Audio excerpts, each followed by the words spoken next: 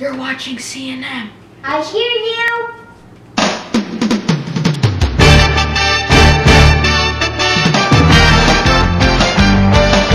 Hi Rattlers, happy Wednesday. It's Mrs. Westerman. I'm just checking in with you to see how everyone is doing in this crazy time. I have a real legitimate question. How many of you are losing your minds being at home all day, 24/7, all the time? I definitely am. And I wanted to just share with you something that I've decided to do with my time because I have an awful lot of it. And I bought a guitar on Amazon. Amazon is like my favorite store in the whole wide world. They have everything you could ever want and they just bring it to your door.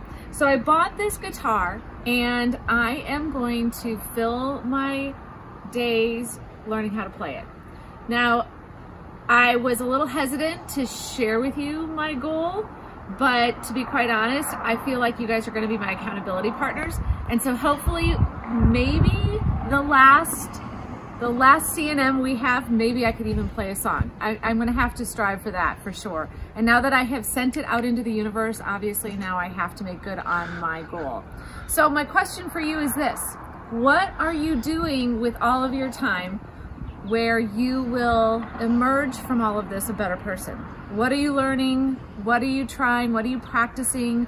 What are your goals for this time? Please don't just waste this gift of time that we have. All of those things that you wish you could have, if only you had more time, well, guess what? You have more time now. So I would love to hear from you. Send me an email, post on this link. What are you gonna do? Set yourself a goal and go on this journey with me. I'm gonna completely embarrass myself and share with you how good I'm doing eventually. So I challenge you to be brave and to do the same. I sure miss you, and I hope that you can find a silver lining in all of this. My silver lining might be that I become a rock star. We'll have to wait and see. Anyway, I miss you guys so much. I hope you're doing well. Take care, Rattlers. Good morning, Aki Mall staff, students, and families. It's Miss Wick coming to you from actually on location today. I am at Millennium Elementary School where food service, so breakfast and lunch, is now being served from 8:30 to 10:30. So, Kyrene Aki Mall families, if you are in the neighborhood and you need breakfast or lunch for the week, come down. It's Mondays and Wednesdays from 8:30 to 10:30. We'd love to see your faces. That is all I have for today, so I hope everybody is safe and healthy, and we'll see you on Zoom. Good morning, everybody. It's Mrs. Miceli with this week's What's Growing On. I hope that you guys have been doing well. I miss you so much, but in the meantime, this week's featured plant is the prickly pear. You know, last week we talked a little bit about my beautiful grapefruit tree and how shiny it was. Well, this is pretty different, huh? It's got some stickers, so you know I'm not gonna touch it. Hopefully you guys have grown up in the desert, so we don't touch anything that looks like it might be stickery, right? Like a cactus. But the reason it's called a prickly pear is because it has these little fruits right here. These are still babies, but they're gonna grow up and they're gonna get to be about this big, and they're gonna be this beautiful pink color. I don't personally know how to harvest them and eat them, but I know that there are people around us who do. So if you're curious about that, then maybe we can talk about that at a different time. But I want to tell you a really funny story. So when we first got our prickly pear, they were really little. When you go to the nursery to get babies, they only have like maybe just a couple of petals. And we were so worried because we came out one morning and half of it was missing. And do you know what happened to it? A javelina ate it. It turns out they're pretty tasty if you're a javelina.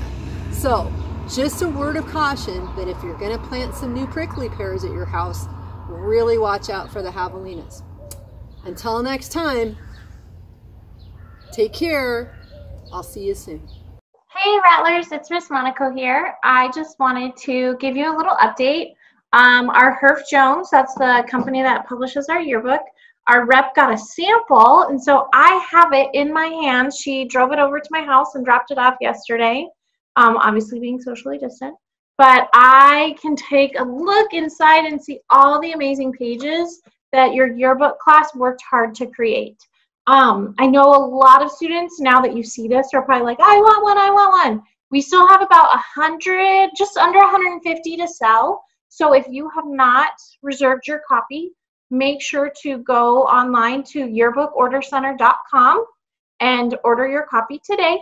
The price will not be going up at all, so don't worry about that. We have not figured out a plan for distribution, though the yearbooks are going to be delivered to the Kyrene warehouse this week. I obviously have to work with, Mrs. Phillips and district personnel and come up with a way to, give you guys your yearbooks. Just know if you ordered it, you will get it, no matter what. So I wanted to take a second and show you like a really cool page. We first have our cutout of Venom, our mascot, on the front. And then, so we've got our opening, looks like this. Notice we play with that ombre color. A fun student life page. We have all what's the new things around campus. We have, we go into our student section and we start looking at, here's our 8th graders. Well, a few of them. Then, we have some staff pages. So we have a really cool staff page. It's called Then and Now. So it shows some teachers, what they look like a long time ago, and then what they look like now, and just some information. And then we go into, some sports page. Here's our boys soccer team. Awesome boys soccer page. And then we've got our club section. So here is, here's our Avid page. So notice we got all the Avid classes and then pages dedicated to things that they did in Avid. And then for you 8th graders, some of your parents, that's not the right page. Some of your parents bought an 8th grade ad for you to celebrate, so with special messages. So look for those. And then there's the back. So this is your 2020 yearbook. It will have a supplement about little extra pages that we're going to put in that just kind of what's been going on the last, month, couple weeks, that the company is putting together for us, and we'll add that in for you. So obviously that'll take some time to do into over 500 books. So that's why just be patient. More information will come. You don't need to ask. We will make sure you know when and how to get your yearbook if you order one. Thanks, guys. I hope you're staying safe and healthy. And, just remember at the end, we are all Rattlers. Okay, no matter what happens, we got our Aki pride. We got this. Miss you guys. Bye. What was most shocking was, and I think I've talked to you guys, the first time I found out that we were closed for a week, I was kind of like, okay, we can deal with this. It's just a week. The students will get another week. We're okay. I'm going to get home. We'll handle this. And then, of course, it was the second week, and I was like, okay, well, I'll deal with this. And the teachers have been working really hard trying to figure out what to do, and administration's been amazing, and the district has been incredible. But then on last Monday, I kind of had a breakdown when I realized that school was closed. So what was most shocking to me is just how I had a hard time processing not being able to see my students. I really had a hard time. And Lucy's like so ready for me to go back to work. You know what I mean? I've been walking her like 3 or 4 times a day. She's totally over the fact that I'm home. Is there any message you would like to tell us about you missing school, or like what you've set up to try to help your students academic here at home while we have to do these online classes? Yeah. Okay. I'll share what I'm doing. So I had a really hard time with this. Even adults are having a hard time. And so what I had to do is we took a lot of online classes to how to teach online classes. And, we've all been really watching the flow of information. And my kids, you guys are already used to the ELA textbook. You're already used to the lessons. So I noticed what was going on. And what we've been doing is getting ready for what's happening next week. So as you know, I've been communicating with your parents quite a bit. Yes. And as things change, I keep communicating with your parents, and then we're going through Google Classroom. I have announcements, I have postings, and then we're Zooming just to check in. And so a lot of that, and I'm recommending books. I've kind of sent a couple of books to my Battle of the Book kids. And so I'm just making recommendations. But right now, I think most of us are worried about your mental health, that you guys are just okay. I just miss seeing everybody. Okay, this is Caitlin on a home episode of What Happened? I'm here with Ms. Brown. What happened? Well, because there's no school or anything, my kids are all home, and I have an 8th grader that goes to Altadena. He plays football, and he every day wants everybody to go out and play football with him, play catch. So I was playing catch, and he threw the ball way too hard, and now my finger is broken. Did you could you tell from it, from your finger? Did you immediately? Well, it hurt a lot, and then when I looked at it, it looked kind of like this, I couldn't straighten it out. Do you want to see the X-ray? Yeah. Okay. Let's see. There.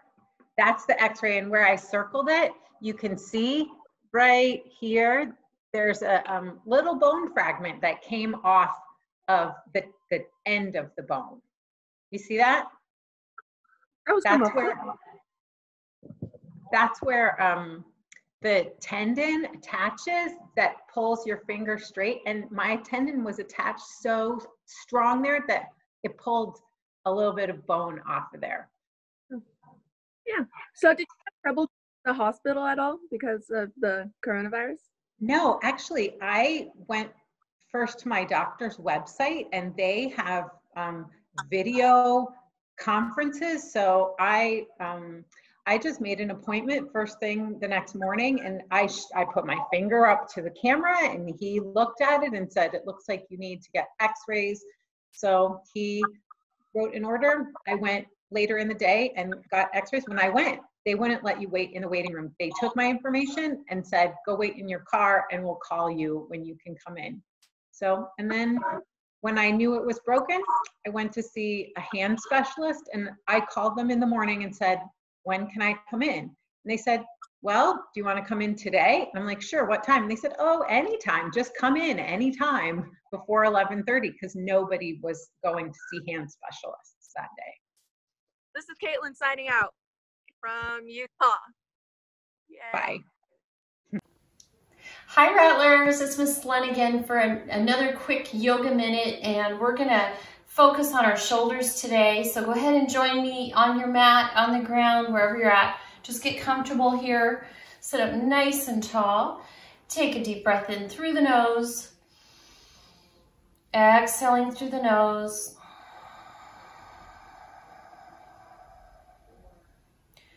Good, and then from there, go ahead, you can open the eyes just so you can see what I'm doing. Take your right arm up, bend the elbow. This is half cow face pose. Go ahead and press back. Kind of open up the shoulders here. Open up your tricep. And then if you want a little more stretch, push your head back towards the arm. Take a deep breath in. Exhale out. Good, one more time, deep breath in. Exhale out. Good, let's switch the arms. Inhale. Exhale. And again, deep breath in. Exhale out.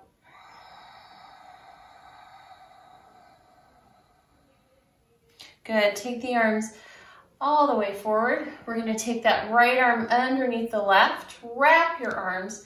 Thumbs point towards your nose. Inhale, take your arms up. This is eagle arms. Exhale, bring the arms down. Good, inhale up. Exhale down. Good, let's go ahead and switch. Point the thumbs towards the nose. Inhale up. Exhale down. Good, last time, inhale. And exhale. Good, release. That was quick. You can do it for a little longer. Hold it, take some deeper, fuller breaths. Have a great week, Rattlers.